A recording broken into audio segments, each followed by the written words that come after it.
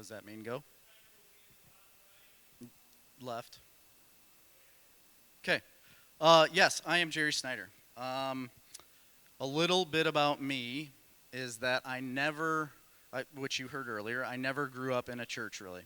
I was always told we were Catholic growing up because there were certain masses every year that had some sort of significance to my dad, so we would go to those.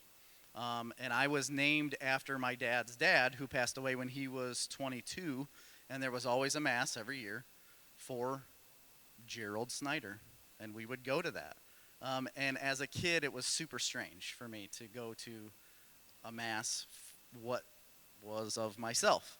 But I knew it was for my grandpa. It was just really strange. And we would never go except for those specific times.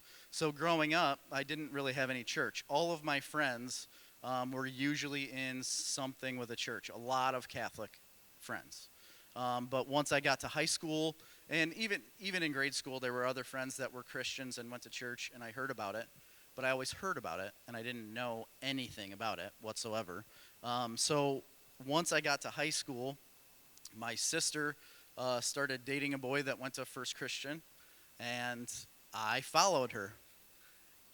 And I was with Nate a lot of times on Sundays and didn't know anything that was going on. I had no idea. I was going on my own. I mean, I went with my sister, but it's not like she was helping me along by any means. I just kind of tagged along because I felt like I needed to do this. I saw other people that did it, and I felt I needed to do the same thing. But again, no clue why. Had no idea why I needed to do this.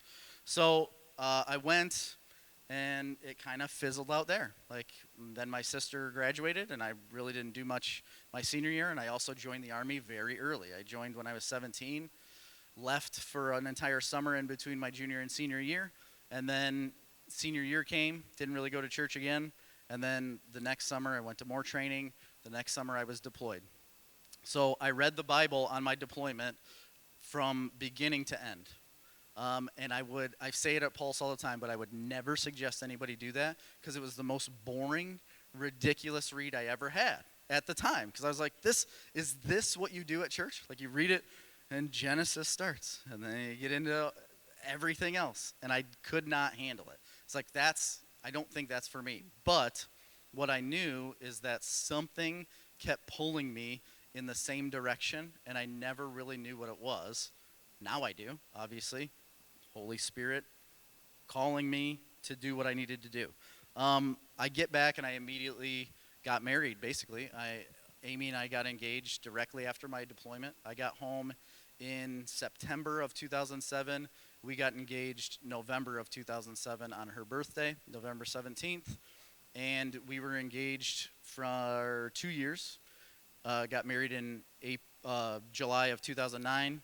And by November of 2010, we were baptized on the same day, November 1st, my sister's birthday, which is weird because she was the one who got me to go to church to begin with.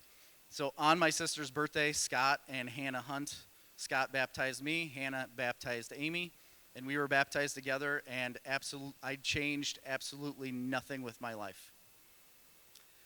And I was like, that fixed me, so I don't need to do anything different.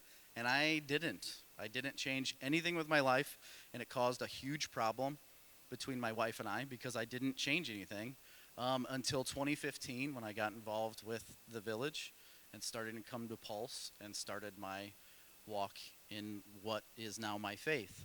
So what I look to in the future is getting my children to church and having them build and grow in a church in Seneca that is building and growing. And I think it's absolutely wonderful that I get to take these little boys for them to see a church like grow in front of them.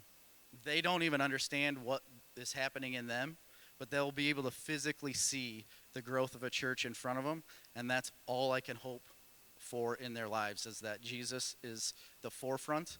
And I just hope and pray that my wife and I and our friends that we are together with all the time can facilitate a life for them so that they continue on and not stand in front of somebody and say, man, I wish I had church when I was a kid, or I knew I needed something in church.